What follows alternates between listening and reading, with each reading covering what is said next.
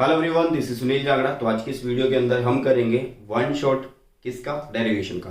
Chapter number 6 रहेगा electromagnetic induction. इसकी जितनी डेरिवेशन बनती है सबको एक सिंगल वीडियो के अंदर खत्म कर देंगे। डिटेल वन शॉट के लिए आप डिस्क्रिप्शन बॉक्स चेक कर सकते हैं, ऑलरेडी वहां पर अपलोडेड है। पूरी प्लेलिस्ट बनी हुई है पूरे सिलेबस की, अगर किसी को डिटेल्ड वन शॉट देखने हैं। यहाँ पर सिर्फ मैं डेरिवेशन आपको करवा रहा हूँ एक सिंगल वीडियो के अंदर, ठीक है। तो यहाँ पर पढ़ेंगे आज डेरिवेशन। एंड वीडियो को आगे बढ़ाने से पहले बस मैं यही रिक्वेस्ट करूंगा, अगर चैनल को सब्सक्राइब नहीं किया सब्सक्राइब कर लेना एंड बेल आइकन को प्रेस कर लेना। एंड बहुत जल्द क्रैश कोर्स लॉन्च हो रहा है, आज आपको पता लग जाएगा, ठीक है। चलिएगा तो स्टार्ट करेंगे। सबसे पहले जो टॉपिक आपको पढ़ना है यहाँ पे इलेक्ट्रिक फ्लक्स। हमें यहाँ पे इसका फॉर्मूला पता होना चाहिए कि इलेक्ट्रिक फ्लक्स क्या होता है। देखिए इलेक्ट्रिक फ्लक्स क्या होता है कि जैसे कि आपके पास एक कोई एरिया है, उसमें से मैग्नेटिक फील्ड लाइंस पास करती हैं, बट उस एरिया में से कैसे पास करनी चाहिए, परपेंडिकुलर पास करनी चाहिए। कैसी पास करनी चाहिए, परपेंडिकुलर। एरिया से है, उसमें से आपकी फ्लक्स जा रहा है, तो मतलब यहाँ पे जो फील्ड जा रहा है, तो मतलब यहाँ पे जो फ्लक्स होगा वो क्या होगा, बी और ए का प्रोडक्ट होगा। आप इस तरह से बोल सकते हो, बी एंड ए का प्रोडक्ट होगा। या फिर मैं इसको ऐसे भी लिख सकता हूँ, phi is equal to B dot A लिख सकता हूँ। कैसे लिखना है, देखो मान लीजिए यहाँ पर ये लाइन जा रही है, मैं बता रहा हूं कि ये जो लाइन है इसका एरिया वेक्टर है। क्या है ये, एरिया वेक्टर है। क्लियर है, क्योंकि एरिया वेक्टर ऐसे ही होगा। एंड फील्ड लाइंस ऐसे चलेगी, ये चलेगी फील्ड लाइन। बट हमने अभी बोला कि जो फील्ड लाइंस है उस सरफेस एरिया के परपेंडिकुलर जानी चाहिए, तो इधर ही हमें एक कंपोनेंट निकालना पड़ेगा एंड वो कंपोनेंट आ जाएगा बी कोस थीटा। तो बी ए कोस थीटा को कैसे लिख सकते हैं, B vector dot A vector से लिख सकते हैं, ठीक है। तो यहाँ पे आप लिख सकते हो phi is equal to B A cos theta. Clear, means ये थीटा किस किस के बीच में है, in between B vector and A vector, के बीच में है ये, ठीक है। एरिया के बीच में नहीं है, एरिया वेक्टर के बीच में है। एरिया वेक्टर क्या होता है कि जहां से ऑब्जर्वर देख रहा होता है उसकी साइड, ठीक है, कि जिस साइड में आपको फील्ड जा रहा है वहां पर आपका जो होगा एरिया होगा। क्लियर है। तो यहां से आप इसको इस तरीके से भी लिख सकते हैं कि जो वो फाई है वो आप इसको ऐसे भी लिख सकते हो, close integration B dot ds से भी लिख सकते हो। क्या लिख सकते हो, ds से। ये किसके लिए है कि अगर हम एक छोटे से पोर्शन की एरिया की बात कर रहे हैं फिर उसके क्लोज पोर्शन मतलब पूरे के पूरे टोटल फ्लक्स की बात कर रहे होंगे, तो उसको हम क्या कर देंगे, इंटीग्रेट कर देंगे। सिंपल है इतनी चीज। कैसे हुआ ये देखो, अगर मैं छोटे के लिए लिखता हूं तो D phi is equal to क्या होगा, B D S cos phi होगा, ठीक है। Means B vector dot D S होगा, ये डी फाई है। अगर मुझे टोटल निकालना है तो फाई के लिए इंटीग्रेशन दोनों साइड, तो इधर भी हो गई बी डॉट डी एस, ठीक है। तो इस तरह से आपको लिखना है फ्लक्स। मतलब आपको मेनली क्या चीज याद होनी चाहिए, क्या, फ्लक्स का ये फॉर्मूला एंड ये फॉर्मूला। क्लियर है। नेक्स्ट जो टॉपिक बचता है मतलब बचता नहीं है, अभी तो बहुत बचते हैं। नेक्स्ट आता है आपके पास मोशनल ईएमएफ, उसको पढ़ते हैं, ठीक है। मोशनल ईएमएफ, तो मोशनल ईएमएफ के लिए आपको एक डायग्राम समझना है छोटा सा।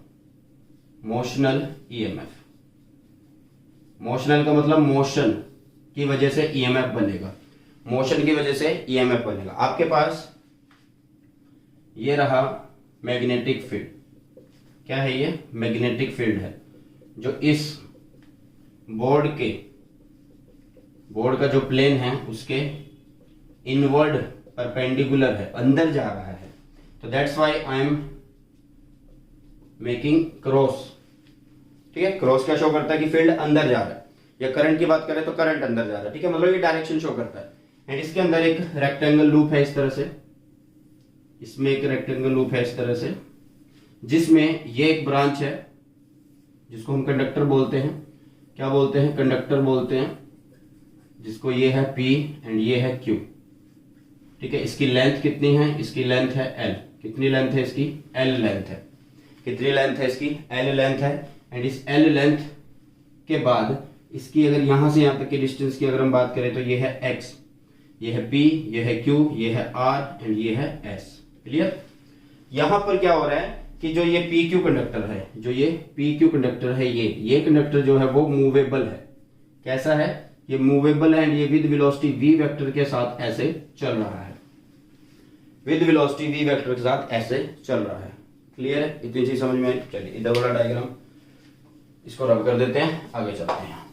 देखिएगा, अब हमने एक चीज पढ़ ली थी कि ईएमएफ कैसे बनता है, कि जब चेंज इन फ्लक्स होता है तो ईएमएफ बन जाता है। एंड क्या डायरेक्शन होती है, माइनस होती है, मतलब अपोजिट डायरेक्शन होती है, जो चीज उसको प्रोड्यूस कर रही होती है उसके अपोजिट। ठीक है, तो यहां पर हम क्या करेंगे, ये फील्ड जा रहा है अंदर, उसके अंदर एक कंडक्टर जो विद वेलोसिटी v के साथ इधर आ रहा है, इधर फील्ड है ऐसे।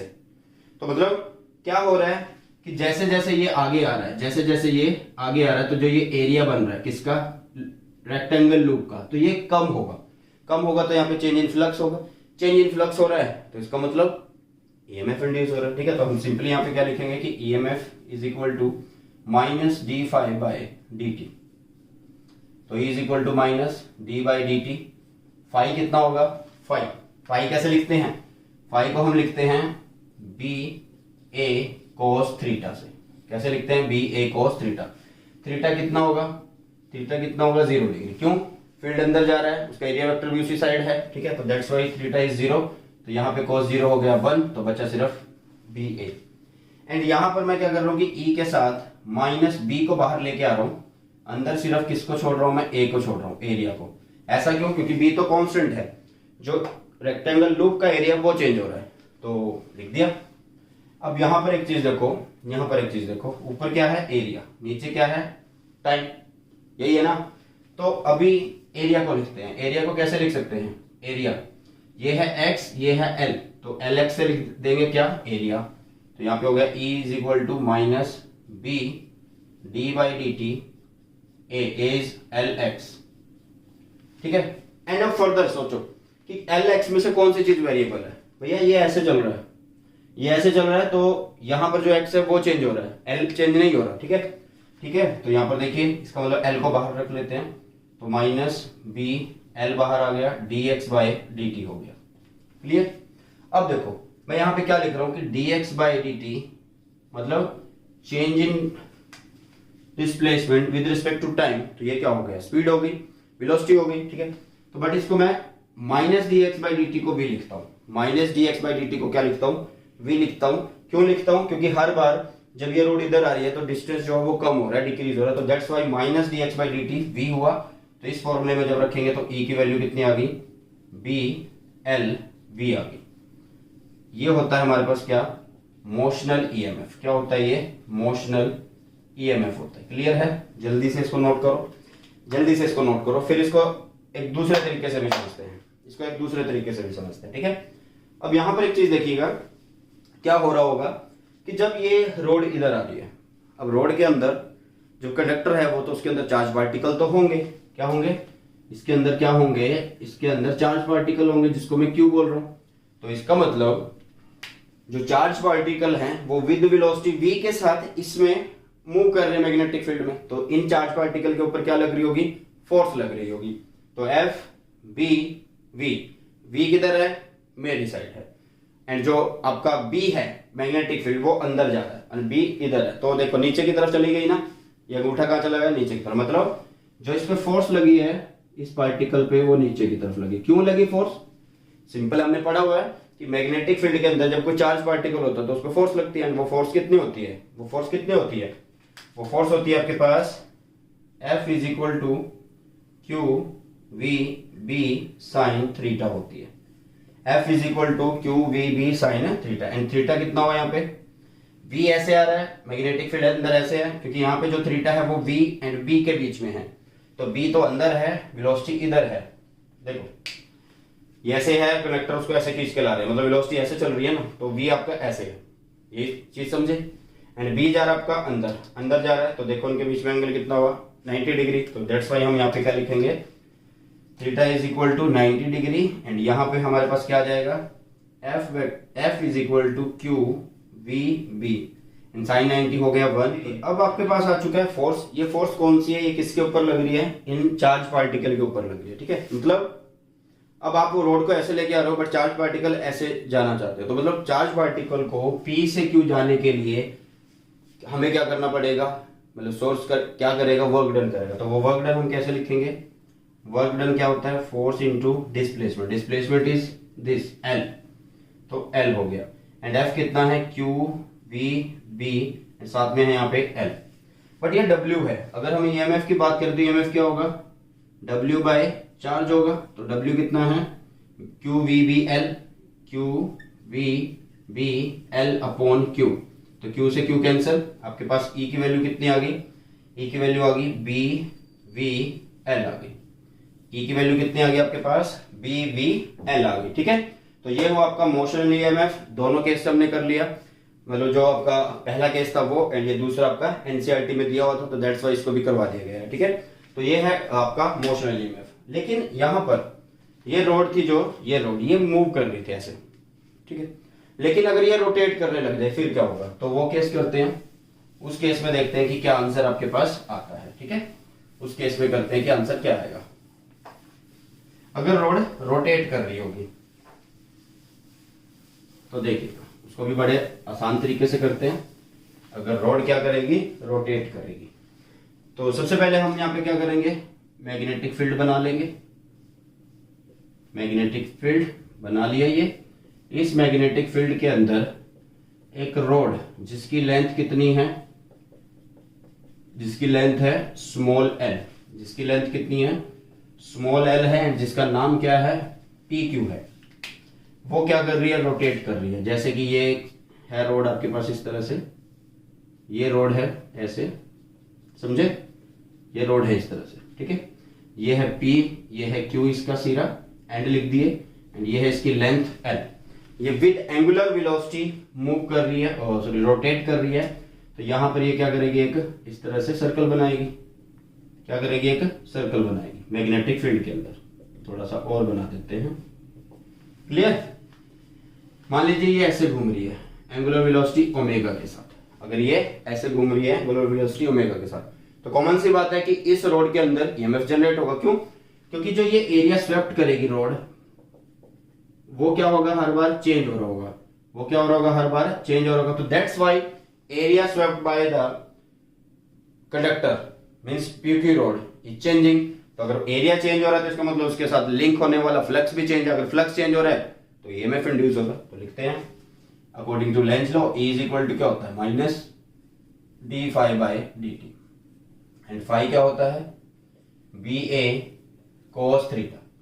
थीटा कितना है, साफ पता लग रहा है कितना है, 0 डिग्री है। ठीक है, कैसे, फील्ड अंदर जा रहा है, एरिया वेक्टर भी उधर ही है। ठीक है, तो फाई कितना हो गया हमारे पास, BA आ गया।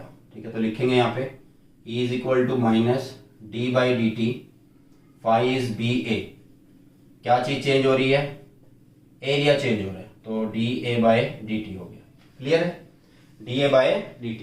तो देखो ये ऊपर क्या है, एरिया है, ये क्या है, एरिया, नीचे क्या है, टाइम। तो एरिया कैसे लिख सकते हैं इसका, एरिया, तो यहां पर मैं ऐसे लिख रहा हूं कि E is equal to minus, इसका अगर एरिया मुझे निकालना है, अगर टोटल एरिया की मैं बात करूं, तो एरिया क्या लिखेंगे, पाई रेडियस का स्क्वायर, तो रेडियस इज L, तो दैट्स वाई L स्क्वायर। नीचे टाइम, इसको पूरा करने में जो टाइम लगता है वो है कैपिटल T, एक चक्कर का टाइम, रेवोल्यूशन। ठीक है, तो उसको लिखेंगे 2 पाई बाय ओमेगा से। किससे लिखेंगे, 2 पाई बाय ओमेगा से। तो यहाँ पे लिख देते हैं E minus B pi L square upon T, T is 2 pi, and omega गया ऊपर, पाई से पाई कैंसल, तो minus 1/2 B L square omega.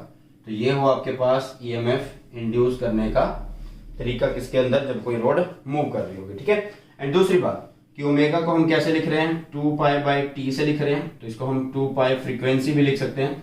तो अगर आप इस ओमेगा को यहाँ पे रखते हो तो फर्दर क्या हो जाएगा, 2 नीचे कट जाएगा ऊपर वाले 2 से, एंड आपके पास आ जाएगा B L square pi and frequency, मतलब वो फ्रीक्वेंसी की टर्म में आ जाएगा। ठीक है, तो ये था आपका मोशनल EMF जब आपकी रोड मूव कर रही है एंड जब आपकी रोड रोटेट कर रही है। ठीक है, हो गया ये। चलिए अब इसके बाद करते हैं एनर्जी कंसीडरेशन, एनर्जी कंसीडरेशन करते हैं। ठीक है, एंड फिर आगे बढ़ेंगे म्यूचुअल इंडक्शन, सेल्फ इंडक्शन, इन सब चीजों के ऊपर। ठीक है, चलिए नेक्स्ट जो टॉपिक है आपके पास वो है एनर्जी कंसीडरेशन। एनर्जी कंसीडरेशन किसकी, इसी से रिलेटेड, मोशनल EMF से रिलेटेड। ठीक है, अभी हमने बात की थी कि आपके पास क्या है, इस तरह से किसी मैग्नेटिक फील्ड के अंदर, इस तरह से किसी एक मैग्नेटिक फील्ड के अंदर क्या रखा है, एक लूप रखा है, रेक्टेंगल लूप रखा है, इस तरह से, इस तरह से, इस तरह से, एंड ये था इसका नाम रोड का पी क्यू। हम यहाँ पे ये बोल रहे हैं कि यहाँ इस रोड के अंदर क्या होता है, ईएमएफ जनरेट होता है कि जब ये रोड ऐसे मूव करती है विद वेलोसिटी v के साथ। क्लियर है? तो अब एक सिंपल सी बात, ईएमएफ जनरेट हुआ तो इसके अंदर करंट बनेगा, तो करंट कैसे लिखेंगे, ईएमएफ बाय रेजिस्टेंस लिखेंगे। तो हम यहाँ पे ये मानते हैं कि जो यहाँ पर ये लूप है पी क्यू आर एस, तो इसमें इस ब्रांच का एंड इस ब्रांच का जो रेजिस्टेंस है वो कैसा है, नेग्लिजिबल है। कैसा है? नेग्लिजिबल है। ठीक है, नेग्लिजिबल। तो इसलिए हम क्या कर रहे हैं, सिर्फ इस ब्रांच का रेजिस्टेंस मान रहे हैं एंड वो कितना है, कैपिटल आर है। तो दैट्स वाई हम यहाँ पे क्या लिख सकते हैं, I is equal to E by R लिख सकते हैं ना, कि I की क्या लिख सकते हैं हम, E बाय आर लिख सकते हैं। इतनी चीज समझ में आई? हाँ जी, इतनी चीज समझ में आ गई आपको। तो ईएमएफ कितना होता है रोड के अंदर जब वो मूव कर रही होती है, तो बी एल वी। तो यहाँ पे क्या आ जाएगा, I is equal to B L V by R square आ जाएगा। ठीक है, I is equal to B L V R आ जाएगा, आर स्क्वायर नहीं आएगा, आर आ जाएगा। ठीक है, एंड यहां पर अभी देखो अब क्या हो रहा है, यहां पर एक काम हो रहा है, ध्यान से देखिएगा इस चीज में कि आप इस कॉइल को इधर लेके आ रहे हो, सॉरी इस कॉइल को नहीं, इस रोड को इधर लेके आ रहे हो। जब आप इस रोड को इधर लेके आ रहे हो तो इसके अंदर क्या बन रहा है, ईएमएफ इंड्यूस हो रहा है। ईएमएफ इंड्यूस हो रहा है तो इसके अंदर करंट बन रहा है। ठीक है, एंड जो करंट होगा वो कैसा होगा, जो करंट होगा वो कैसा होगा, वो अपोजिट डायरेक्शन में होगा। कैसे होगा, वो अपोजिट डायरेक्शन में होगा। जो इन एक्चुअल आपका फ्लक्स आ रहा होगा उसके अपोजिट डायरेक्शन में, मतलब फ्लक्स इस तरह का इंड्यूस हो उसमें कि वो अपोजिट डायरेक्शन में हो। ठीक है, तो हमारे पास अभी हमें देखो क्या करना है, हमारे पास अभी हमें क्या करना है कि जो बैटरी है, सोर्स है, उसको यहां पर वर्क डन करना पड़ता है। उसको यहाँ पे क्या करना पड़ता है, वर्क डन करना पड़ता है इसको करंट को पास करने के लिए। क्या करने के लिए, करंट को पास करने के लिए। तो आई हमने निकाला ई बाय आर, ई कितना है बी एल वी, इसको पुट किया तो I is equal to B L V by R हो गया। इतनी चीज समझ में आई? ठीक है, तो हम यहाँ पे क्या कर रहे हैं कि एक वर्क कर रहे हैं। ठीक है, टाइम के साथ कर रहे हैं, एक वर्क कर रहे हैं, उसको किसके साथ कर रहे हैं, टाइम के साथ। तो ये मीन्स क्या हो गया, ये पावर हो गया। क्या हो गया, पावर हो गया। मतलब कितनी पावर आपको जरूरत पड़ती है इसको मूव करने के लिए, इस रोड को मूव करने के लिए। ठीक है, तो आप काम कर रहे हो विद रिस्पेक्ट टू टाइम कर रहे हो, तो work upon time is power. And work को क्या बोलते हैं, force into displacement. Displacement is this x, and ये था आपके पास एल। इतनी चीज याद रखना क्योंकि बार बार डायग्राम नहीं बनाया जाएगा। ठीक है, एंड नीचे आपके पास क्या है, टाइम। नीचे क्या आपके पास, टाइम। तो अभी एक चीज देखो, अभी एक चीज देखो क्या होगा, एक्स अपॉन टी क्या होता है, वी होता है। एक्स अपॉन टी क्या होता है, वी होता है। इतनी चीज समझ में आ गई कि पावर क्या हुआ, एफ वी हो गया। पावर कितना हुआ आपके पास, एफ वी हो गया।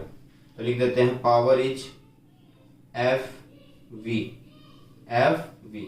एंड एफ क्या था हमारे पास, ये एक रोड है जिसकी लेंथ एल है, इसके अंदर करंट है एंड ये मूव कर रही है, तो उसके ऊपर फोर्स कितनी लगेगी, आई एल बी लगेगी। कितनी लगेगी, आई एल बी। तो F is equal to I is this B L V, and पहले से बी पड़ा यहाँ पे, एल पड़ा यहाँ पे, तो इनका स्क्वायर, नीचे आपके पास आर, नीचे आपके पास क्या है, आर। तो बस इस पावर के यहाँ पे रखते हैं, क्या पावर कितना हुआ, F, F is B square L square, V पहले से पड़ा है एंड यहाँ पे भी वी है तो स्क्वायर, नीचे this means B L V whole square, and यहाँ पे नीचे है आर। क्लियर? इतनी चीज समझ में आ गई। हुआ क्या है कि जब आप इस रोड को मूव कर रहे हो विद वेलोसिटी v के साथ, तो इसमें करंट बन रहा है क्योंकि ईएमएफ जनरेट हो रहा है। तो जब करंट बन रहा है तो इसमें कॉमन सी बात है, एक फोर्स लग रही है आई एल बी। क्या लग रही है, फोर्स लग रही है आई एल बी। तो फोर्स कैसे लग सकती है, F B I, F B I. B किधर है, इधर। बी किधर है, अंदर की तरफ है। ठीक है, करंट किधर है, इसमें नीचे जा रहा है, तो फोर्स अपोजिट डायरेक्शन में लग रही है, फोर्स अपोजिट डायरेक्शन में लग रही है। तो दैट्स व्हाई हमें इसको इधर खींचने के लिए क्या करना पड़ रहा है, वर्क करना पड़ रहा है विद रिस्पेक्ट टू टाइम। तो दैट्स व्हाई हमें पावर रिक्वायर्ड है कि कितनी पावर आपको रिक्वायर्ड होती है इसको मूव करने के लिए। तो वो पावर आपने निकाल दी एंड ये होगी दिस। क्या ये इतनी पावर लगती है इन एक्चुअल, इतनी वेस्ट होती है, कंज्यूम्ड होती है? चेक करते हैं। हमें पता है कि पावर क्या होता है, पावर आई स्क्वायर आर होता है एंड आई की वैल्यू कितनी है, ये रही। तो आई का स्क्वायर मतलब B square L square V square upon R square and यहाँ पे पड़ा आपके पास आर, तो ये इससे कैंसिल हो गया। तो मीन्स पावर आ गई आपके पास क्या, B L V whole square and नीचे आपके पास आर। तो आई थिंक बिल्कुल एग्जैक्ट सही है। तो इतनी पावर आपकी कंज्यूम्ड होगी इस रोड को मूव करवाने के लिए। क्लियर है? अगर इतनी चीज समझ में आ गया तो एनर्जी कंसिडरेशन मीन्स ए क्वांटिटेटिव स्टडी आपकी मोशनल ईएमएफ की हमने यहाँ पे कर ली है। ठीक है, तो नेक्स्ट टॉपिक देख लेते हैं कि कौन सा आएगा आपके पास। एंड नेक्स्ट टॉपिक है आपके पास self induction. Next topic is self induction.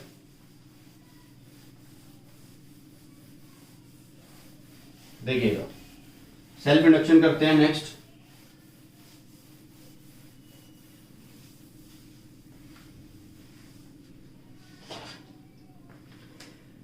Self induction इसका मतलब क्या है? देखो डेफिनेशन सिर्फ बोलेंगे, लिखवाई नहीं जाएगी क्योंकि ऑलरेडी मैंने सब कुछ करवा रखा है, तो दैट्स व्हाई यहाँ सिर्फ डेरिवेशन की बात कर रहे हैं।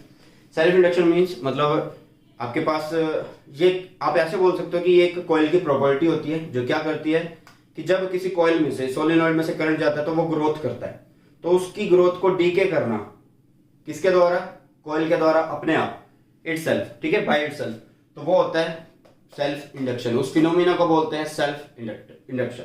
क्लियर? चलिए, तो यहां पे इस तरह से पढ़ते हैं हम कि आपके पास एक सोलिनॉइड है, आपके पास ये एक सोलिनॉइड है। ठीक है, होता क्या है कि आप यहां से करंट देते हो कि आपने करंट दिया, कुछ भी करंट दिया, आई नाम दे दिया इसका। ठीक है, क्या नाम दिया, आई। तो इस आई से क्या बन रहा है, फ्लक्स बन रहा है। वो फ्लक्स इन्हीं के रिंग के साथ अटैच होगा, वो फ्लक्स इसी के रिंग के अटैच होगा एंड वो फ्लक्स क्या जनरेट कर देगा, इसके रिंग्स के अंदर एक ईएमएफ एंड उस ईएमएफ को हम बोलते हैं क्या, बैक ईएमएफ। क्या बोलते हैं उसको, बैक ईएमएफ बोलते हैं। क्या बोलते हैं, बैक ईएमएफ बोलते हैं। क्लियर है? चलिएगा, अब देखिए यहाँ पे क्या हो रहा है, आई से बन रहा फ्लक्स, इसका मतलब मैं ये लिख सकता हूँ कि जो फाई है वो डायरेक्टली प्रोपोर्शनल है किसके, आई के। Means phi is equal to, proportionality को हटाया तो मैंने यहाँ पे लगा दिया एल एंड यहाँ पे हो गया आई। तो ये एल क्या है, L is the coefficient of, L is the coefficient of self inductance, self inductance. Clear? Coefficient of self inductance होता है ये। L हो गया आपके पास क्या, coefficient of self inductance। चलिए आगे देखिए, तो मतलब अगर मैं यहां से L निकालना चाहूं तो मेरे पास आएगा L क्या, फाई बाय आई आएगा। ठीक है, क्लियर है? एंड साथ में हमने पढ़ा है EMF, तो EMF की फॉर्म में भी कर लेते हैं इसको। According to Lenz law, according to Lenz law, जो E होगा वो क्या होगा, minus D by D T है ये एंड यहाँ पे था फाई, तो minus D by D T, minus D by D T phi, phi is L I. क्या चीज चेंज होती है इसमें से, करंट चेंज होता है। तो एल तो वैसे भी कोफिशिएंट है मतलब कांस्टेंट है, तो दैट्स व्हाई एल बाहर, minus L D I by D T हो गया एंड ये किसके इक्वल है, ईएमएफ के इक्वल है। ये किसके इक्वल है, आपके ईएमएफ के इक्वल है। क्लियर है? यहां से अगर हमें कोई बोले कि मैं इस कॉइल में से सिर्फ यूनिट करंट पास करता हूं, मींस आई की वैल्यू 1 कर देता हूं, या जो चेंज इन करंट है कॉइल के अंदर वो भी यूनिटी ही कर देता हूं, मतलब 1 ही कर देता हूं, तो क्या होगा, तो हमें यहां पे मिल जाएगा क्या कि ईएमएफ का जो मैग्नीट्यूड होगा वो एल के इक्वल होगा। ठीक है, मतलब यहां से हम बोल सकते हैं कि सेल्फ इंडक्टेंस क्या है, self inductance is the amount of induced EMF in the coil, amount of induced EMF in the coil when unit current pass through the coil, unit current pass through the coil when rate of change of, इस तरह से बोल सकते हो, rate of change of current is unity. ठीक है, तो इस तरह से यहां पर भी आप कर सकते हो। अगर आई को 1 कर रहे हो तो यहां से फाई क्या हो जाएगा, आई हो जाएगा, फाई किसके इक्वल हो जाएगा, एल के इक्वल हो जाएगा, ऐसे भी बोल सकते हो। ठीक है, तो ये है आपका सेल्फ इंडक्शन एक मेथड। अब बात करते हैं कि हमारे सिलेबस में क्या आता है। हमारे सिलेबस में आता है कि आपको क्या निकालनी है, सेल्फ इंडक्टेंस निकालनी है। इस तरह से self inductance of a solenoid. Solenoid की आपको सेल्फ इंडक्टेंस निकालनी है, ठीक है। एक बार मैं देख लूं कि उधर तक दिख रहा है अच्छे से या नहीं दिख रहा है। दिख रहा है, देखिएगा। तो सेल्फ इंडक्टेंस ऑफ सोलेनॉइड कैसे करेंगे अब ध्यान दीजिए, ध्यान दीजिए। आपके पास मैंने एक सोलेनॉइड लिया, देखिए ये आपको समझाने के लिए एक सोलेनॉइड लिया इस तरह से, ठीक है। करंट जा रहा है यहां से आई, यहां से करंट आई बाहर हो जाएगा एंड इसके जो लेंथ है वो है एल, इसका जो एरिया ऑफ क्रॉस सेक्शन है वो है ए एंड साथ में यहाँ पे रेडियस भी बता देते हैं, रेडियस है कितना आर, क्योंकि अगर एरिया ऑफ क्रॉस सेक्शन आपको निकालना है तो आप पाई आर स्क्वायर कर सकते हो, ठीक है। एंड इसमें जो नंबर ऑफ टर्न्स है, टोटल नंबर ऑफ टर्न्स, वो कैपिटल एम है। थोड़ा सा इसको रब कर देते हैं, थोड़ा सा इसको रब कर देते हैं, ठीक है। एंड इनको भी कर ही देते हैं, चलिए, इसका कोई काम नहीं है, चलिए ठीक है, ठीक है। अब देखिए अब क्या होगा, मैंने यहां पे लिख दिया कि जो कैपिटल एन है वो क्या है, टोटल नंबर ऑफ टर्न्स है, टोटल नंबर ऑफ टर्न्स है आपके पास, ठीक है। तो अगर आप एन की बात लिखना चाहते हो, मतलब वैल्यू लिखना चाहते हो, तो एन एल होगा। एन क्या है, N is the number of turns per unit length, number of turns per unit length, per unit length. Clear, इस तरह से क्लियर हो गया। चलिए अब करते हैं। सबसे पहले हमें क्या करना है, सेल्फ इंडक्टेंस है किसका, सोलेनॉइड का। तो आपको सिर्फ एक ही काम करना है, आपको लेंज लॉ लगाना है। क्या लगाना है, लेंज लॉ। तो लेंज लॉ क्या कहता है, is equal to minus D phi by D T होता है। तो इसका मतलब हमें यहाँ पे पहले फाई चाहिए, क्या चाहिए, फाई चाहिए। तो मैं फाई लिख रहा हूं, फाई को कैसे लिख सकते हैं, N total number of turns, क्योंकि नंबर ऑफ टर्न्स है यहाँ पे एन लिखेंगे, B and A and cos theta. Theta तो सिंपल है कि यहाँ पे जो बी है एंड जो एरिया ऑफ क्रॉस सेक्शन है, जो फील्ड होता है वैसे भी वो अंदर की तरफ होता है, जो एरिया ले रहे हैं वो उसी डायरेक्शन में। तो दैट्स वाई यहाँ पे थीटा 0 डिग्री, क्योंकि कोस थीटा हो जाएगा 0, 0 हो गया 1, तो यहाँ से खत्म, थीटा इज 0, खत्म। तो आपके पास आ गया एन बी ए। क्लियर, एन बी ए मतलब आपको बी भी लिखना है। बी कैसे लिखते हैं, बी हमने पढ़ा हुआ है सोलेनॉइड के लिए, क्या होता है, mu naught small N, not capital N, it's small N and I, इस तरह से होता है। तो लिख देते हैं फाई, इस एन की वैल्यू कितनी हो सकती है, एन एल हो सकती है। इस बी की वैल्यू कितनी है, म्यू नॉट एन आई है एंड ये क्या है, ए, ये क्या है, ए। तो यहां पे एक चीज देखो, फाई इज इक्वल टू हो गया कितना, N square mu naught, N square mu naught L A हो गया, ठीक है। अब यहां पर एक चीज देखिएगा, साथ में आई बचा था, उस आई को मैंने यहां पे लिख दिया। तो phi by I, phi by I is L, phi by I is L, that's why L is equal to कितना आ गया, mu naught N square A L आ गया, mu naught N square A L आ गया। अगर ए लिखना चाहते हो तो ए को लिख सकते हो पाई आर स्क्वायर, तो आप लिख दोगे L is equal to mu naught N square pi R square L, इस तरह से आप लिख सकते हो। अगर ये जो म्यू नॉट है ये क्या शो कर रहा है, ये एब्सोल्यूट परमेबिलिटी शो कर रहा है, मतलब जो सोलेनॉइड है इसके कोर में क्या है, वैक्यूम है। अगर कोई मटेरियल हम रख देंगे तो यहाँ पे आ जाएगा म्यू, क्या आ जाएगा यहाँ पे, म्यू की जगह म्यू, म्यू नॉट की जगह म्यू आ जाएगा, म्यू की value mu naught mu R. तो यहाँ पे आप लिख सकते हो L is equal to mu naught mu R N square pi R square L, इस तरह से आप लिख सकते हैं, इस तरह से आप लिख सकते हैं। तो ये है आपके पास क्या, self inductance of a solenoid, self inductance of a solenoid. Clear है, समझ में आया बेटा, समझ में आया। Mu naught N square A L है, mu naught N square A L, A को क्या लिख दिया, पाई आर स्क्वायर लिख सकते हैं, क्योंकि हमने रेडियस मान लिया पहले से ही आर। तो अब एरिया क्रॉस सेक्शन एक सर्कल बन रहा है तो उसका एरिया लिख सकते हो, ठीक है। तो ये था आपके पास self inductance of a solenoid. आगे चलते हैं, आगे की तरफ आपके पास self inductance of two coils या two solenoid when connected in series, when connected in series. Self inductance की ही बात करेंगे, बट इस तरह से करेंगे कि जब आपके पास जो कॉइल्स हैं, जो आपके पास जो कॉइल्स हैं, इस तरह से देखिएगा कि एक कॉइल आपके पास ये रही, एक ये रही, ये कैसी है, सीरीज में लगी हुई है, ठीक है, इनमें करंट सेम होगा, तो इसकी इंडक्टेंस L है 1 है, इसकी 2 है। क्लियर। पैरेलल सीरीज का केस ले रहे हैं हम, पहले किसका केस ले रहे हैं, सीरीज का केस ले रहे हैं। तो यहां पर एक चीज देखना कि सीरीज में कैसे होगी। वैसे तो देखो सिंपली क्या होता है, सीरीज में L is equal to L1 plus L2 हो जाएगा, बट ये कैसे होगा समझो इसको ध्यान से।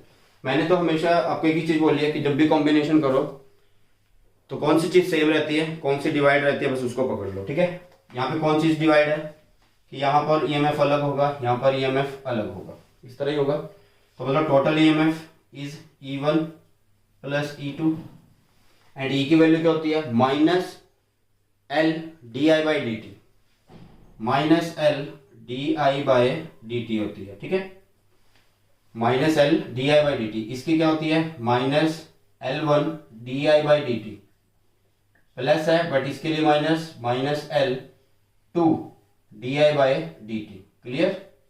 तो यहां से minus L DI by D T, यहां से minus DI by D T को बाहर ले लिया, तो अंदर कौन रह गया, L1 प्लस L2। तो ये कट गया इससे एंड इससे, तो आपके पास L आ गया कितना, L1 प्लस L2।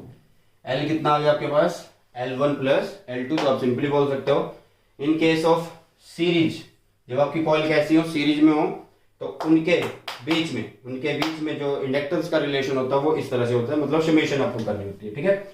लेकिन अगर पैरेलल में हो, अगर कॉइल्स आपकी कैसी हो, पैरेलल में हो, तो कैसे करेंगे, पैरेलल कॉम्बिनेशन, ठीक है, इसकी बात करते हैं। पैरेलल कॉम्बिनेशन मतलब कि आपके पास एक कॉइल ये रही इस तरह से, दूसरी ये रही इस तरह से, ठीक है, ये। तो इसका मतलब इसकी इंडक्टेंस है L1, इसकी इंडक्टेंस है L2, यहां से क्या जा रहा है, करंट, तो करंट डिवाइड हो रहा है, यहां पे भी जा रहा है करंट, यहां पे भी जा रहा है करंट, ठीक है। तो यहां पे डिवाइड जो चीज हो रही है उससे डील करेंगे। तो देखिए I कैसे लिखेंगे, total I is equal to I1 plus I2, ठीक है। हमने एक रिलेशन लिखा था कि E इज इक्वल टू क्या होता है, minus L DI by D T होता है, ठीक है। तो वहां से अब DI dt की फॉर्म में लिख लेते हैं, मतलब मैं इसको ऐसे लिख सकता हूँ कि total DI by D T is equal to होगा DI1 by D T DI2 by D T, ऐसे लिख लेते हैं। क्यों लिख लेते हैं, क्योंकि इजी रहेगा हमें वहां से DI बाई डी टी की वैल्यू को निकालना। तो DI बाई डी टी की वैल्यू को अगर हम निकालते हैं तो हमारे पास क्या बचता है, माइनस E बाई एल बचता है, माइनस E बाई एल बचता है। क्लियर। दूसरे के लिए निकाल लें तो क्या होगा, माइनस E बाई L1, फिर नेक्स्ट के लिए निकाल लें माइनस E2, सॉरी E तो सेम ही रहेगा, EMF सेम रहता है पैरेलल के अंदर, L2, तो माइनस बाहर E, नीचे है L। एक मिनट, यहां तक ये दिख रहा है या नहीं दिख रहा है, दिख रहा है यहां तक, ठीक है। तो माइनस E, दोनों में कॉमन है तो E बाहर आ गया, अंदर कौन है, L1 प्लस 1 बाई L2, तो माइनस E कैंसिल, बचा क्या, 1 by L is equal to 1 by L1 plus 1 by L2, means 1 by L1 plus 1 by L2 बच गया। ये हो गया आपके पास पैरेलल। इन एक्चुअल सीधा आप लिख भी सकते थे, क्योंकि जो इंडक्टेंस एक तरह से वो रेजिस्टेंस है, रेजिस्टेंस को आप पैरेलल में इस तरह से लिखते हो एंड सीरीज में आप इस तरह से लिखते हो, ठीक है। तो ये हुआ आपके पास क्या, self inductance of two coils when in series when in parallel, ठीक है। तो एक बार इसको नोट करो, फिर आगे करते हैं। 1 मिनट का ब्रेक फटाफट। चलिए आगे देखिए, आगे हमारे पास टॉपिक आता है energy stored in an inductor. Energy stored in an inductor उसको करते हैं एंड उसके बाद चलेंगे फिर म्यूचुअल इंडक्शन पर। किस पे चलेंगे, म्यूचुअल इंडक्शन पर।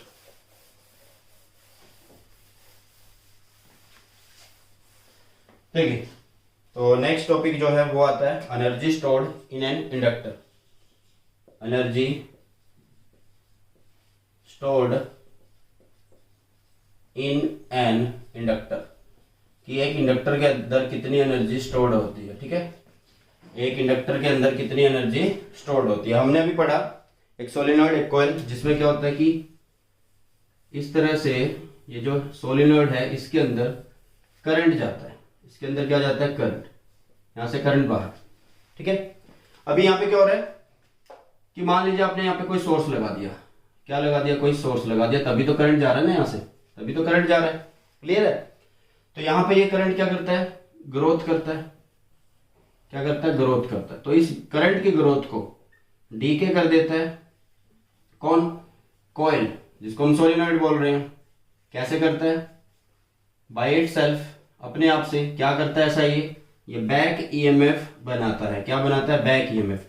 एंड जो इस बैक ईएमएफ की डायरेक्शन होती है वो इस करंट के अपोजिट होगी। मतलब कि सोर्स को ये करंट यहां से पास करने के लिए कुछ ना कुछ काम करना पड़ेगा, ठीक है। तो वो काम करता है सोर्स, जिसको हम लिखते हैं डी डब्ल्यू, एंड वो विद रिस्पेक्ट टू टाइम करता है, तो इसको लिख दिया हमने D W by D T, ठीक है।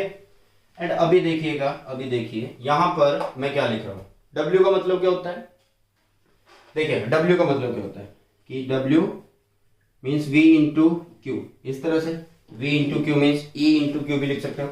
तो मैंने यहां पे लिख दिया e मैग्नीट्यूड साथ में q, एंड q क्या होता है, q is I T, current into time. तो मैं इसको ऐसे लिख सकता हूं ना कि i इंटू डी टी, क्योंकि छोटे से टाइम के लिए जब करंट को पास करवाना पड़ रहा है तो आप छोटा सा ही काम कर रहे हो, ठीक है। मतलब ये डी टी अब यहां ना लिख के वहां भेज दो, ठीक है।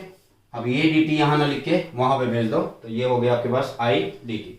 मतलब मैं डब्ल्यू को डी डब्ल्यू को ऐसे लिख सकता हूं कि E I D T, E I D T. Clear. चलिए अब यहां पर एक चीज देखिएगा, ईएमएफ। ईएमएफ क्या होता है, EMF is minus L D I by D T होता है, ठीक है। बट मुझे मैग्नीट्यूड चाहिए तो ये हो जाएगा यहाँ पे प्लस, तो that's why D W is equal to E का magnitude L D I by D T, I D T, I D T. Clear है।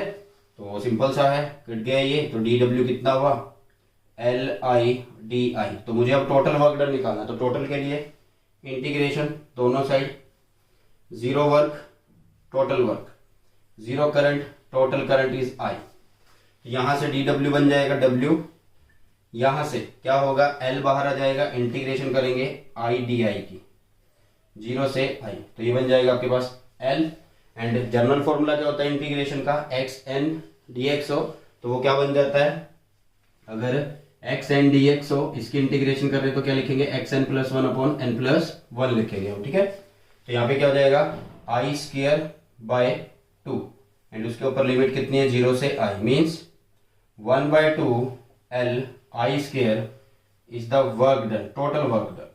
तो मीन्स यही टोटल वर्क डन किसकी फॉर्म में स्टोर होता है, एनर्जी की फॉर्म में स्टोर होता है, किसके अंदर, इंडक्टर के अंदर। तो कोई आपसे पूछे एनर्जी स्टोर्ड इन इंडक्टर, तो आपको बोलना है क्या, half L I square, and it is equal to capital E, it is equal to capital E. तो ये होता है आपके पास energy stored in an inductor.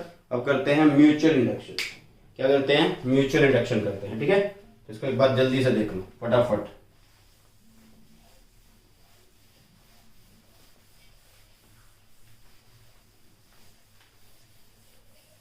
देखिएगा अब करते हैं म्यूचुअल इंडक्शन। म्यूचुअल इंडक्शन को करेंगे, उसकी डेरिवेशन पढ़ेंगे सोलेनॉइड के लिए, ठीक है। और फिर आगे देखते हैं दूसरा जो टॉपिक होगा नेक्स्ट, चेक करके फिर टोटल जितनी भी होंगी वो सारी करवा दी जाएगी, ठीक है। तो नेक्स्ट आपके पास म्यूचुअल इंडक्शन। म्यूचुअल इंडक्शन में होता क्या है, म्यूचुअल इंडक्शन में क्या होता है कि आपके पास एक कॉइल है, आपके पास इस तरह से ये कॉइल है, ठीक है। इस कॉइल के अंदर करंट पास किया जा रहा है, इस कॉइल के अंदर करंट पास किया जा रहा है, जिसको नाम दिया जा रहा है I1। क्या नाम दिया जा रहा है, I1। साथ में एक दूसरी कॉइल रख दी जाती है, साथ में एक दूसरी कॉइल रख दी जाती है। इस कॉइल में भी क्या है आपके पास, यहाँ पर ये नहीं लगेगा, यहाँ पे बैटरी लगा देते हैं ताकि करंट जा रहा है, ठीक है। तो यहाँ पर क्या है, एक मीटर है जो शो कर देगा डायरेक्शन, मतलब करंट की कितनी वैल्यू आएगी वो शो कर देगा। कैसे, यहां से I1 करंट गया तो इसमें करंट बन गया कितना, I2 करंट बन गया, इसके अंदर इसमें कितना करंट बन गया आपके पास, I2 करंट बन गया। तो ये I2 कैसे बना, कि जब क्या होता है कि जब आप किसी एक कॉइल में फ्लक्स करंट देते हो तो दूसरी कॉइल में भी करंट इंड्यूस हो जाना, बन जाना, ट्रांसफर हो जाना, उस प्रोसेस को बोलते हैं म्यूचुअल इंडक्शन, ठीक है। तो यहां पर देखो हो क्या रहा है कि जैसे आपने I1 दिया, जैसे आपने I1 दिया, यहां से बना क्या, फील्ड, एंड वो फील्ड किसके साथ अटैच हुआ, इस कॉइल के साथ। इस कॉइल के साथ क्या अटैच हो गया, फील्ड अटैच हो गया। मतलब कौन सी कॉइल के साथ, सेकंड वाली, तो Φ2 लिख दिया मैंने, ठीक है। तो मीन्स मैं यहाँ पे ऐसे लिख सकता हूं phi2 is directly proportional to I1, क्योंकि सेकंड फ्लक्स तब बन रहा है, मतलब सेकंड वाली को फ्लक्स तब मिल रहा है जब I1 करंट जा रहा है। चलो तो phi2 is equal to m I1। m क्या है? कोफिशिएंट किसका? म्यूचुअल इंडक्टेंस का। बट इसको हम कैसे लिखते हैं? हम इसको कैसे लिखते हैं? या तो आप इसको m छोड़ दो, या फिर आप इसको जैसे phi2 लिख रहे हैं तो यहाँ पे आप 2 1 लिख सकते हैं कि mutual induction of second with respect to first, इस तरह से आप लिख सकते हैं। बट मोस्टली आपको बुक में एनसीईआरटी में आपको ये ऐसे ही दिखेगा, क्योंकि दोनों कॉइल्स का जब इसमें से करंट देके इसमें करंट बना रहे हो या इसमें से देके इसमें बना रहे हो तो एम सेम रहने वाला है, सेम मटेरियल होता है। तो that's why phi is equal to क्या हो गया? एम आई हो गया। वही है, वहां पे एल आई था, बस यहाँ पे क्या है? नेमिंग है कि सेकंड वाला, यहाँ पे फर्स्ट वाला करंट, और कुछ नहीं है। ठीक है, ईएमएफ की फॉर्म में लिखे, ईएमएफ की फॉर्म में। ठीक है, तो कैसे लिखेंगे? ईएमएफ अब किस में बनेगा? सेकंड में बनेगा ना, तो E2 minus D phi two D T. ठीक है, तो E2 minus D by D T and phi two is M I one. ठीक है, तो E2 is equal to minus M D I one by D two D T. क्योंकि देखो change in current first में हो रहा है, तभी तो फ्लक्स यहाँ पे मिल रहा है, तभी तो फ्लक्स यहाँ पे मिल रहा है हमें। ठीक है, तो ये हो गया हमारे पास क्या? E is equal to minus M D I one by D T. In actual अगर हम देखें तो ये है क्या? E is equal to minus M D I by D T है। Only this, only this, only this. Clear? तो same case यहां पर भी हम कर सकते हैं कि अगर जो आपका rate of change of current है, decay of rate of change of current, अगर वो यूनिटी हो जाए तो आपके पास जो E का मैग्नीट्यूड है वो किसके इक्वल हो जाएगा? M के इक्वल हो जाएगा। किसके इक्वल हो जाएगा? M के इक्वल हो जाएगा। Clear?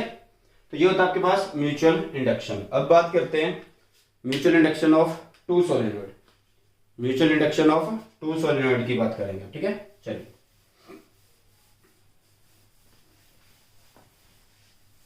Mutual induction of two solenoid.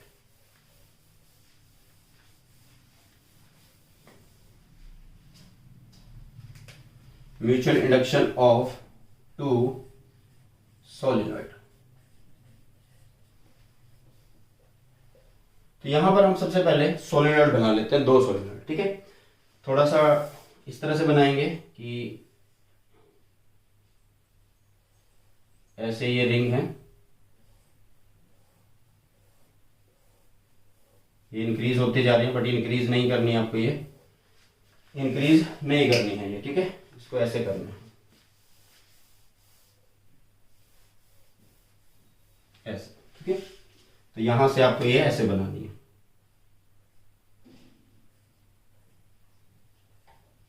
ये ऐसे इस तरह से बनानी है। तो ये एक सोलेनॉइड है। क्या है? ये एक सोलेनॉइड है। इसमें ये इस तरह से हम दिखा सकते हैं, ये एक सोलेनॉइड है। ये बहुत बड़ी लाइनें बनेगी, आप समझ जाइएगा कि मैं क्या बनाना चाह रहा हूं यहाँ पे। ठीक है, अब ये एक सोलेनॉइड, इसको मैंने क्या किया? एक दूसरे सोलेनॉइड के अंदर रिप्लेस कर दिया, मतलब प्लेस कर दिया, एंड उसको ऐसे बना दिया।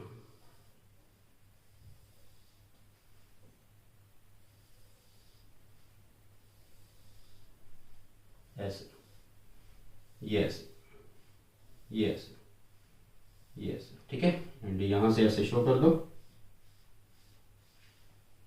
ये दूसरा सोलेनॉइड है जिसका नाम मैं क्या दे रहा हूं? S1।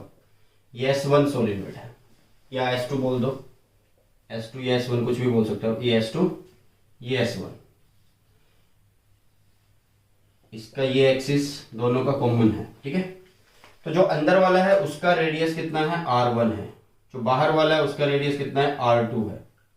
दोनों की लेंथ सेम है, दोनों की लेंथ सेम है, means L1 L2 is equal to L, L1 L2 is equal to L है। ठीक है, नंबर ऑफ टर्न्स लगभग सेम होंगे, नंबर ऑफ टर्न्स लगभग सेम होंगे। आप इसको ऐसे भी कर सकते हो कि N2 की फॉर्म में लिख देना, स्मॉल n या कैपिटल, उसको करते हैं तो आपको अपने आप समझ में आ जाएगा। ठीक है, तो एक वायर इसके पीछे से इधर से निकाल देते हैं ऐसे, ये ऐसे एक वायर, ये एक वायर। ठीक है, ये एक सोलेनॉइड है S2, अंदर वाला S2, बाहर वाला S1। क्या कर रहे हैं? आपको इन द एंड घूम फिर के क्या निकालना है? ईएमएफ निकालना, ठीक है। फर्स्टली होगा क्या, अब S1 अंदर वाला S1 है, बाहर वाला कौन है S2। एक मिनट रुकिए, ये हुआ बाहर वाला S2, अंदर वाला हुआ हमारे पास S1। इसको रब कर देते हैं, ठीक है, ऐसे है S1। तो आपने क्या किया, बाहर वाले में करंट दिया। अब कई बच्चे कहेंगे अंदर वाले में करंट क्यों नहीं दिया, अब अंदर वाले से भी दे देना भाई, कोई दिक्कत नहीं है, सेम प्रोसेस है, ठीक है। तो यहां पर हमने I2 करंट दिया, क्या दिया, I2 करंट दिया किसके अंदर, सेकंड सोलेनोइड के अंदर, उससे फ्लक्स बना एंड वो अटैच हो गया फर्स्ट वाले के साथ। मींस φ1 को मैं कैसे लिख सकता हूं, is equal to m I2 लिख सकता हूं, ठीक है। φ1 is equal to m I2, common सी बात है। अगर यहाँ पे I1 देता तो यहाँ पे φ2 हो जाता, क्योंकि सेकंड के साथ फ्लक्स लग रहा है, क्लियर। अब आपको देखो, जो ये φ है उसको लिख सकते हैं m I2, इस तरह से लिख सकते हैं, ठीक है। मीन्स अगर आपको m निकालना है, म्यूचुअल इंडक्शन निकालनी है, तो φ1 बाय I2 आना चाहिए, φ1 बाय क्या आना चाहिए, I2। अब EMF से स्टार्ट करते हैं, EMF is minus D phi by D T होता है, ठीक है। EMF is D phi by D T. Current दे रहे हो किसमें, करंट दे रहे हो किसमें, फर्स्ट वाली में, मतलब सेकंड वाली में आप करंट दे रहे हो, तो फ्लक्स फर्स्ट वाली के साथ अटैच हो रहा है, तो EMF भी उसी में इंड्यूस होगा। φ1 कैसे लिख सकते हैं, φ इज द फ्लक्स एंड φ1 को कैसे लिखेंगे, देखो कैसे लिखते हैं, number of turns, magnetic field and area लिखते हैं, ठीक है। एरिया, φ1 का एरिया कितना होगा, φ1 का एरिया कितना होगा, मतलब अंदर वाली जो है S1 उसका एरिया क्या होगा, पाई R1 का स्क्वायर होगा, ठीक है, पाई R1 का स्क्वायर होगा। एंड जो ये S2 है उसके फील्ड की वजह से तो यहां पर फ्लक्स जा रहा है, तो दैट्स वाई यहां पे V2 लिखेंगे, ठीक है। एंड यहाँ पे क्या है, N, क्या है N। अब नंबर ऑफ टर्न्स हमने इक्वल नहीं किए, तो हम ये मान लेते हैं कि इसमें जो नंबर ऑफ टर्न्स है अंदर वाली में वो कैपिटल N1 है, बाहर वाली में कितने हैं, कैपिटल N2 है, ठीक है। तो ये φ1, तो नंबर ऑफ टर्न्स भी उसी के, तो N1 आ गया, क्या आ गया, N1 आ गया, क्लियर है। तो मैंने यहाँ पे लिख दिया इसको ऐसे। अब B2 को कैसे लिख सकते हैं, B2 इज द फ्लक्स, मतलब सॉरी फील्ड इन सोलेनोइड। फील्ड लिखने का फॉर्मूला क्या होता है, म्यू नॉट N I होता है। B2 की बात कर रहे हैं तो उसी के टर्न्स लिखेंगे, उसी का करंट लिखेंगे, उसी का टर्न्स, उसी के करंट। लेकिन हम यहाँ पे N1 यूज कर रहे हैं तो इसको भी कैपिटल फॉर्म में कन्वर्ट कर लेते हैं, तो हम यहाँ पे लिख देंगे कैपिटल N2 बाय L लिख देंगे, क्योंकि L हमने सेम लिया हुआ, ठीक है। तो φ1 की वैल्यू हमारे पास क्या आ गई, φ1 is N1 B2 is this mu not N2, नीचे है L, यहाँ है I2, एंड यहाँ पे पहले से पढ़ा है पाई R1 का स्क्वायर, पाई R1 का स्क्वायर होता है मेरे पास, ठीक है। तो बस कर लेते हैं यहाँ से। अभी देखिए क्या करना आपको, φ1 बाय I2 होना चाहिए, तो φ1 ये रहा, I2 इसके नीचे, I2 ये रब हो गया, ठीक है। तो आपके पास क्या आया, ये बन गया क्या, म्यूचुअल इंडक्टेंस, जो होगा M is equal to N1 N2 mu naught by L and pi R1 square, pi R1 square हुआ, ठीक है। तो ये होता है आपका म्यूचुअल इंडक्टेंस निकालने का फॉर्मूला। एंड दूसरी बात, EMF को यहाँ पे यूज ही नहीं करना, ठीक है, सिंपल इसी तरीके से हो जाएगा, मतलब फ्लक्स यूज करो एंड आपका आंसर आ जाएगा। इसको अगर हम स्मॉल n की फॉर्म में रखना चाहे तो वैसे भी रख सकते हैं, कैसे देखिएगा, देखिए इसको अगर हम देखें m, तो ये m क्या है, m। N1 को कैसे लिख सकते हैं, N1 को लिख सकते हैं small n1 bye L। N2 को कैसे लिख सकते, सॉरी N1 है ना, तो इसको लिख सकते हैं स्मॉल n1 L। दूसरे को कैसे लिख सकते हैं, N2 L म्यू नॉट पाई R1 स्क्वायर, नीचे है लेंथ, तो लेंथ से ये लेंथ कट गई, तो m आ गया आपके पास क्या, mu naught N1 N2 L and pi R1 square, ये आ गया आपके पास फॉर्मूला, ठीक है। एंड फर्दर ये आपका क्या निकाल रहे हो, म्यूचुअल इंडक्टेंस निकाल रहे हो किसका, फर्स्ट कॉइल का with respect to second, yes. इसी तरह से अगर आप 2-1 निकालना चाहते हो तो वो भी सेम आएगा, mu naught N1 N2 L पाई R1 स्क्वायर। अब कई बच्चों को क्वेश्चन ही होगा ये R1 क्यों आया, यहाँ पे R2 क्यों नहीं आया? जब 1 2 के केस में 1 आ रहा है तो 2 के केस में R1 क्यों आया? इसलिए आया क्योंकि अगर आप अंदर वाली में करंट दोगे, अगर आप अंदर वाली में करंट दोगे तो उससे बनने वाला फ्लक्स बाहर वाली सोलेनॉइड कॉइल के साथ उतने ही एरिया के साथ अटैच होगा जितना एरिया इसका है, ये फालतू के साथ थोड़ा अटैच हो जाएगा। तो कॉमन सी बात है कि उस टाइम हम इसके लिए भी जो रेडियस काउंट कर रहे होंगे वो R1 काउंट कर रहे होंगे। क्या काउंट कर रहे होंगे? R1। तो ये है आपके पास म्यूचुअल इंडक्टेंस निकालने का फॉर्मूला। एंड नेक्स्ट जो है हमारे पास टॉपिक बचता है, एक मिनट रुकिएगा, टॉपिक नेक्स्ट आता है आपके पास जनरेटर। नेक्स्ट आता है आपके पास जनरेटर, ठीक है, उसको करते हैं। देखिएगा जनरेटर, जनरेटर तो जनरेटर में थ्योरी पे चलेंगे सीधा। जनरेटर में क्या होता है? थ्योरी पे चलेंगे। कैसे? देखिएगा जनरेटर, नेक्स्ट टॉपिक है हमारे पास जनरेटर। जनरेटर की सिर्फ theory, only theory means derivation. AC generator, AC generator की बात करते हैं। एसी जनरेटर में क्या होता है? डेरिवेशन की बात करेंगे हम, चलो ठीक है। इसमें क्या होता है कि आपके पास एक एन होता है, इस तरह से ये एक एन, यहां पे होता है आपके पास साउथ, इसके अंदर एक कॉइल रखी होती है जिसमें बहुत सारे टर्न्स होते हैं एंड इस तरह से हम इसको घुमाते हैं, ठीक है, ये इसका एक्सिस ऑफ रोटेशन होता है।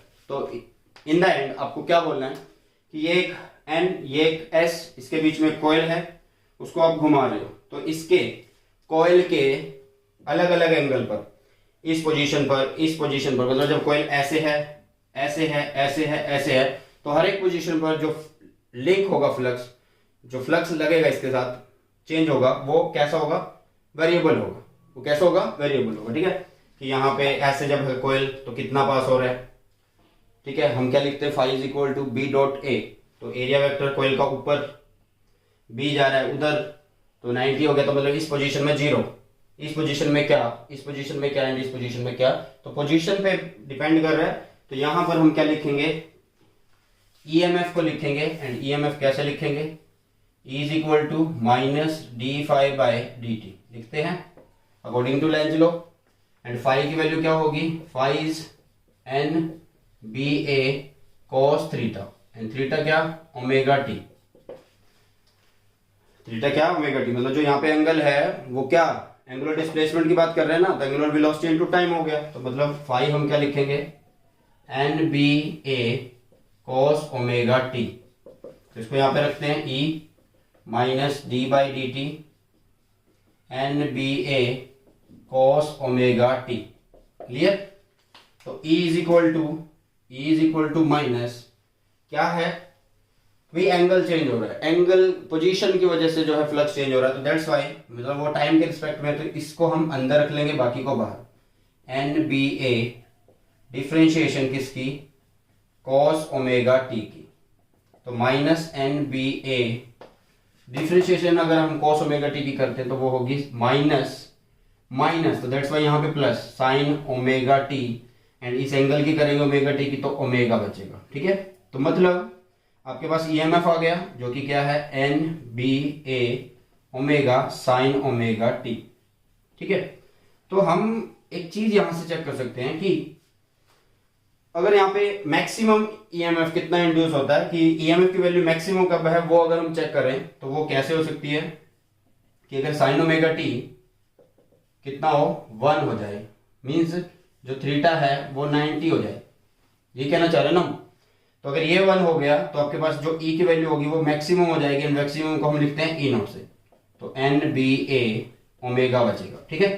कहने का मतलब कि आप इस इक्वेशन को ऐसे लिख सकते हो, E is equal to E naught क्यों? एन बी ए ओमेगा की जगह आपका E नॉट आ गया मैक्सिमम, एंड साथ में कौन आपके पास? Sine omega T. क्लियर? तो ये होता है ईएमएफ इंड्यूस एंड साइनोसॉइडल होता है, इस साइन से आपको पता चल रहा है, ठीक है। तो ये होता है एसी जनरेटर की थ्योरी। जो भी डेरिवेशन का पार्ट था वो आज हमने कर लिया इस वीडियो के अंदर, एंड इलेक्ट्रोमैग्नेटिक इंडक्शन से रिलेटेड जितने भी डेरिवेशन थे वो सारे करवा दिए हैं। इससे पहले जो चैप्टर है मैग्नेटिज्म एंड मैटर, उसके अंदर कोई खास बड़ी डेरिवेशन नहीं है, बहुत छोटा सा चैप्टर है, 2-3 नंबर का, तो उसको खुद से कर लेना। मतलब मैं लिखूं कि 1 शॉट एंड उसमें 10 मिनट की एक वीडियो, तो वो अच्छी बात नहीं है, ठीक है। चलिए चलिए, तो इसी के साथ इस वीडियो को करते हैं समाप्त। एंड आई होप कि वीडियो आपको समझ में आई है, अच्छे से आपको ये टॉपिक समझ में आ गए हैं। एंड बस यही बोलूंगा कि अगर आपको वीडियो अच्छी लगती है तो लाइक कर दिया करो एंड अपने फ्रेंड्स के साथ शेयर कर दिया करो। तो इसी के साथ इस वीडियो को करते हैं समाप्त। मिलते हैं हमारी नए वीडियो में। Thanks for the watching, God bless you all, have a nice day, bye bye, take care.